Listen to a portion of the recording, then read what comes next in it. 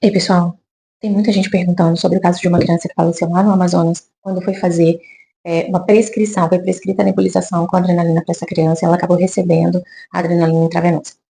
E aí tem vários pacientes me perguntando se realmente existe essa nebulização com adrenalina, porque muitos pacientes nunca viram. Tem alguns outros pacientes que falaram que já usaram adrenalina e que é, ficaram com medo agora de deixar ser prescrito. Tem alguns pacientes que mandaram mensagem para mim falando que o filho já recebeu muita adrenalina intravenosa para socorrer, né, naquele momento de gravidade. Então, e tem alguns residentes, alguns médicos que têm perguntado sobre essa administração de adrenalina é, 3 vezes de 20 em 20 minutos. Tem algumas dúvidas se existe, se essa prescrição é como se fosse aquele resgate que a gente faz com a aerolínea. Então, assim, tá muito confuso. E aí eu vim aqui pra gente conversar um pouquinho sobre isso, tá? A primeira coisa que eu quero falar é o seguinte: eu não tô aqui para fazer julgamento de quem tá certo e quem tá errado. Esse caso está sendo julgado. Eu só preciso vir aqui para falar com vocês sobre como é a forma de tratamento da laringite de acordo com os protocolos, né, mais atuais. Então, para começar, a laringite ela é uma inflamação muito comum na pediatria, tanto provocada por infecção de vírus, por exemplo, as laringites mais graves causadas por bactérias, e tem as laringites alérgicas, a laringite estridulose. Então, é muito comum que a gente se depare com laringite em algum momento na pediatria. O mais importante é que a maioria das laringites, passa rápido. Por exemplo, a laringite estridulose, às vezes a gente não tem tempo nem de chegar na emergência, o paciente acorda subitamente. É uma laringite alérgica, então, por exemplo, um dia fez muito calor e a noite esfriou muito. Naquela noite, o paciente alérgico, ele acorda com um desconforto respiratório súbito, um estridor, que é puxar o ar, e ele vai ficando nervoso, e quanto mais nervoso ele vai ficando, mais ele desconfortável ele fica. Mas passa muito rápido.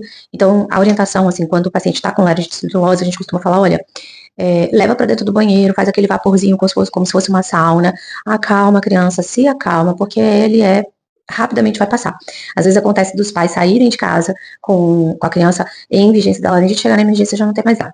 Então, a maioria das laringites ela frustra, passa rápido, é só você manter a calma. Aquelas laringites virais que começam com aquela tosse de cachorro, aquela tosse rouca, aquela rouquidão, e faz esse barulhinho de estridor, não leva a desconforto respiratório na maioria das vezes, e a gente faz um corticoide oral, que geralmente o corticoide de escolha é dexametasona, mas você pode fazer a dose proporcional para prednisona, não tem problema, e faz uma nebulização com corticoides em nebulização, tipo beclometasona, é, tipo budesonida, e tende a durar ali de 3 a 5 dias. Algumas crianças que são, né, que têm asma, elas podem evoluir para uma laringotraque ou bronquite, e aí chiar, né, então pode acontecer isso, mas no geral essas crianças melhoram. As laringites, a gente tem muitas crianças que têm laringite de repetição, então essas crianças a gente investiga refluxo, investiga rinite, investiga quadros alérgicos, a gente tem essa investigação. Então, se o seu filho tem laringite de repetição e ele está acostumado a ir muito na emergência, ele deve ser investigado, só para a gente entender se esse monte de laringite está dentro do esperado ou não.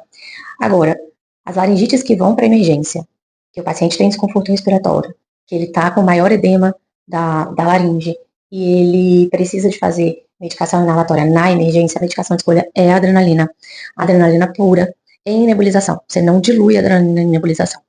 E a gente não faz o que a gente chama de resgate, como a gente faz com aerolim, com salbutamol, que a gente faz de resgate na emergência.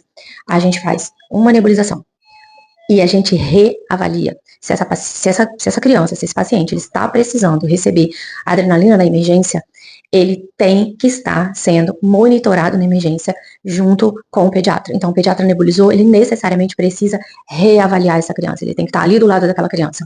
A adrenalina, e aí ele também vai fazer corticoide, sistêmico, ou endovenoso, ou oral, conforme ele está recebendo, ele consegue beber, ele vai tomar oral, ele está sonolento, ele não está bem, ele está com muito desconforto, ele vai fazer venoso.